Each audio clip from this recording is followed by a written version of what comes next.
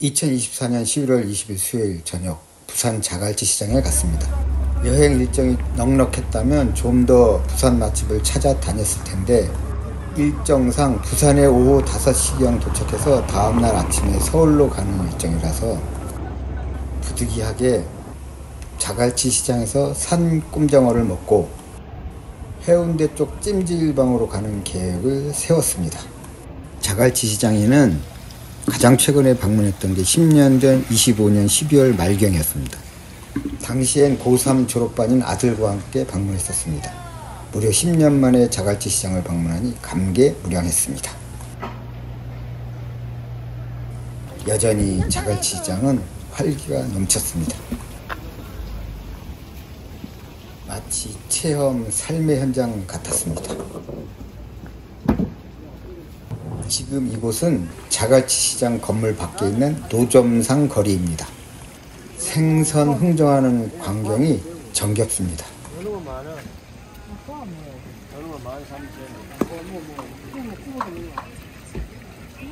구워도 먹어도 되고 막 상관없이 그는 찌개 매운탕 좀 차면 탕 끓이도 되고 여수가 뭐 이게 사부사부에 먹는 거 아닙니까 이게.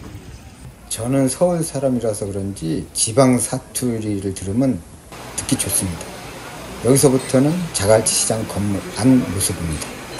이곳에 있는 가게들은 밖에 노점상들보다는 형편이 나은 편이겠죠. 서울의 노량진 수산시장보다 더 커 보였습니다. 평일 초저녁인데도 손님들이 꽤 있었습니다. 사실 자갈치 시장은 지역 시장이 아니라 이미 전국 시장이 된 것 같아 보였습니다. 저는 과거에 주로 속초나 양양을 다녔는데 규모 면에서 비교가 안 되었습니다. 너무 넓어서 다 둘러보지는 못하고 대충 어떤 곳인지 눈팅만 하고 다녔습니다. 초저녁이라서 이제 막 전쟁 시작 전 분위기였습니다. 다시 밖으로 나와서 산 꼼장어 먹을 식당을 찾아다녔습니다. 주변 식당을 두세 번 왕복한 끝에 한 식당을 골랐습니다. 제가 이 식당을 고른 이유는 단순했습니다. 생선 종류는 오직 꼼장어와 장어만 팔고 있었습니다. 저는 산 꼼장어가 조연이기보다는 주연이길 바랬습니다. 주변의 다른 식당들은 여러 가지 생선회를 같이 팔고 있었습니다. 저는 목표가 산 꼼장어였기 때문에 주저없이 산 꼼장어만 파는 식당을 고른 겁니다. 아무래도 이것저것 파는 식당보다는 한 가지만 파는 식당이 낫겠죠. 초저녁이라서 손님이 뜸했습니다. 저는 손님들이 들이닥치기 전에 얼른 먹고 튀려고 했습니다. 10년 전 아들과 함께 자갈치 시장을 찾았을 때 모습입니다. 2024년 11월 20일 오후 6시경 나홀로 꼼장어 먹기입니다.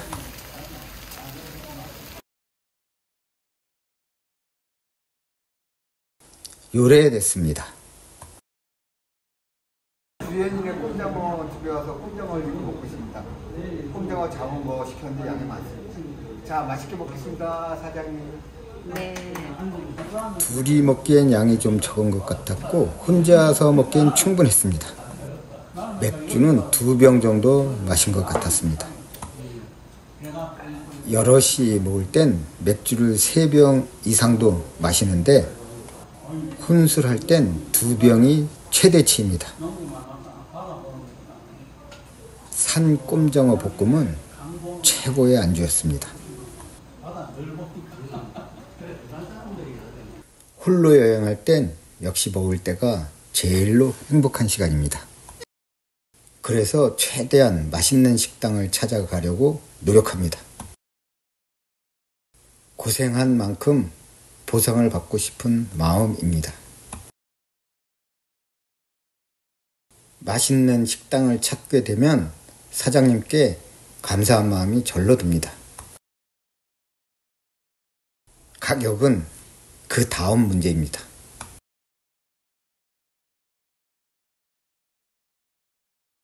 약간 비싸다고 느낄 때도 맛이 있으면 용서가 됩니다. 반대로 맛이 없으면 억울한 마음이 먼저 듭니다. 꼼장어는 다 먹었습니다. 공깃밥을 비벼 먹을 차례입니다. 마지막은 항상 밥을 비벼 먹는 게 한국만의 관례죠. 고독한 여행의 쓸쓸함을 확 날려주는 맛입니다. 산 꼼장어 볶음과 맥주, 그리고 남은 양념에 밥을 비벼 먹는 센스. 일부러 KTX를 타고 찾아온 보람을 느끼게 해 주었습니다. 저 혼자 왔기 때문에 소자를 주문했는데 둘이 온다면 중자를 주문하는 게 맞는 것 같습니다. 혼자서 5만 원이면 사실 부담이 되죠. 하지만 10년에 한 번 정도 먹는 거니까 감수할 만합니다.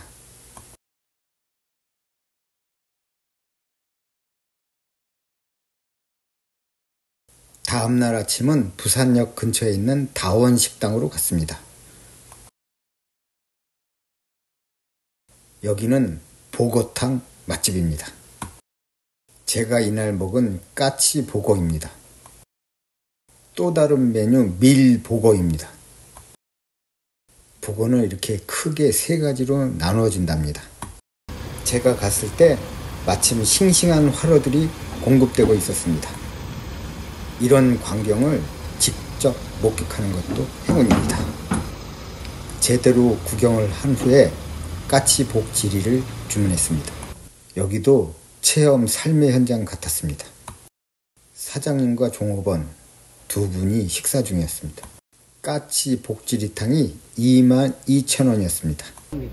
네, 다원 식당에 와서 지금 찍을까 예. 까치 아니 지금 찍히고 있는 거예요. 영상입니다. 예. 까치복 시켜서 지금 지리 시켜서 먹겠습니다. 맛있게 먹겠습니다. 감사합니다.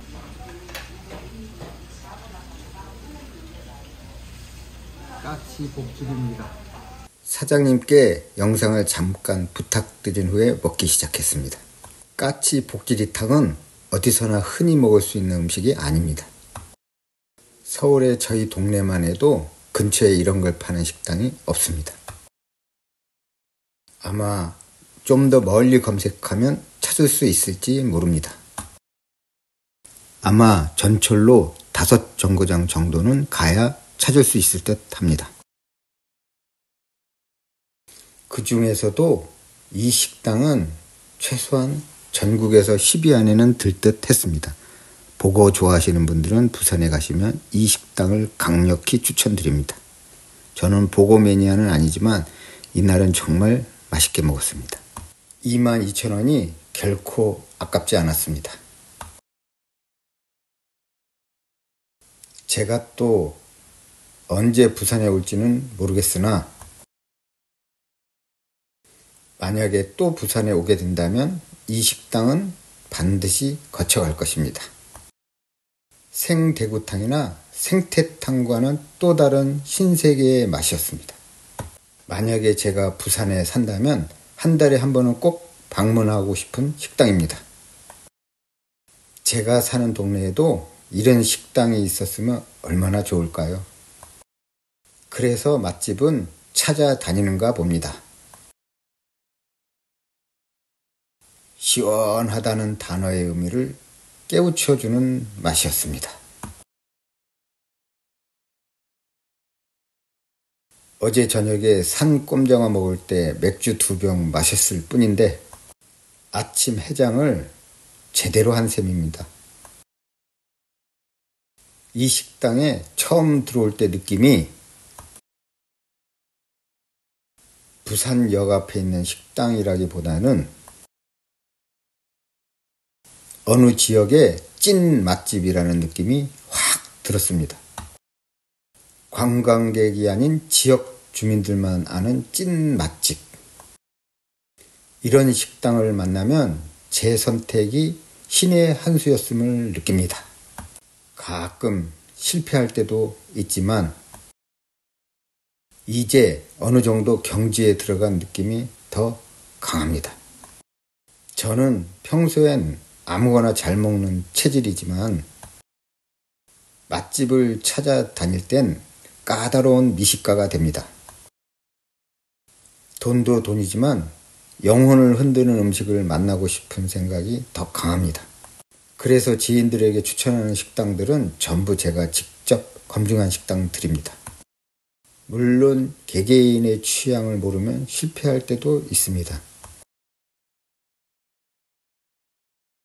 그래서 제가 지인을 모실 땐 항상 취향을 물어보게 됩니다. 저는 음식을 가리는 게 없어서 제 생각대로 추천하다간 낭패를 볼 수도 있습니다.